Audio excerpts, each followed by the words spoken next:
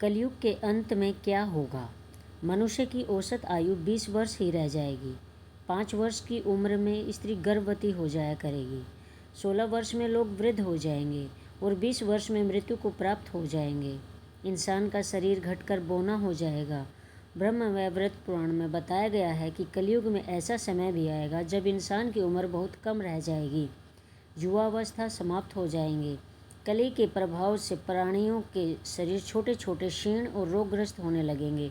श्रीमद् भागवत के 12 स्कंद में कलयुग के धर्म के अंतर्गत श्री सुखदेव जी परीक्षित जी से कहते हैं, जो जो घोर कलयुग आता जाएगा त्यों तो उत्तरोत्तर धर्म, सत्य, पवित्रता, क्षमा, दया, आयु, बल और स्मरण शक्ति का लोप होता जाएगा, अर्थात लोगों की आयु भी कम होती जाएगी।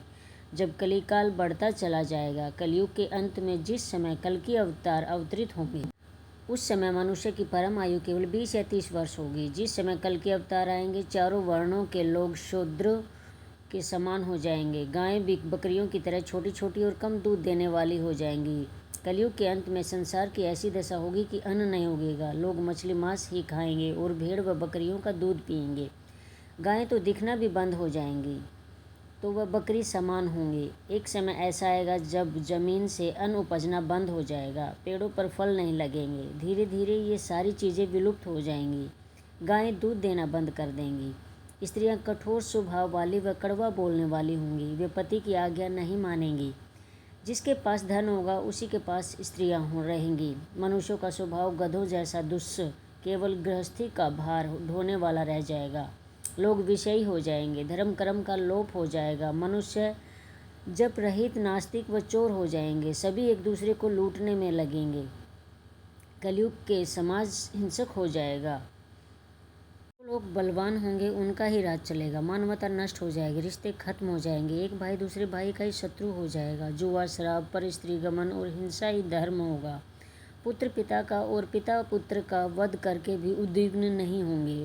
अपनी प्रशंसा के लिए लोग बड़ी बड़ी बातें बनाएंगे, किंतु समाज में उनकी निंदा नहीं होगी। उस समय सारा जगत मलेच्छ हो जाएगा, इसमें संशय नहीं। एक हाथ दूसरे हाथ को लूटेगा। कलयुग में लोग शास्त्रों से विमुख हो जाएंगे। अनैतिक साहित्य ही लोगों की पसंद हो जाएगा। बुरी बातें और बुरे शब्दों का ही व्यवहार किया जाएगा। स्त्री और पुरुष दोनों ही अधर्मी हो जाएंगी।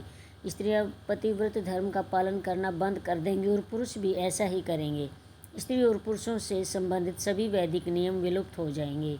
श्रीमद् भागवत के 12 स्कंद में कलयुग के धर्म के अंतर्गत श्री सुखदेव जी परीक्षित जी से कहते हैं, जो जो घोर कलयुग आता जाएगा त्यों त्यों उत्तरोत्तर धर्म, सत्य, पवित्रता, क्षमा, दया, आयु, बल और स्मरण शक्ति का लोप होता जाएगा, अर्थात लोगों की आयु भी कम होती जाएगी। जब कल की काल बढ़ता चला जाएगा, महाप्रलय बहुत काल तक सूखा रहने के बाद कलयुग में अंतिम समय में बहुत मोटी धारा से लगातार वर्षा होगी, जिससे चारों ओर पानी ही पानी हो जाएगा। समस्त पृथ्वी पर जल हो जाएगा और प्राणियों का अंत हो जाएगा।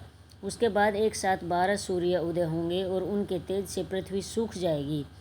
कलयुग के अंत में भयंकर तूफान और भूकंप ही चला करेंगे। लोग मकानों में नहीं रहेंगे, लोग गड्ढे खोद कर रहेंगे।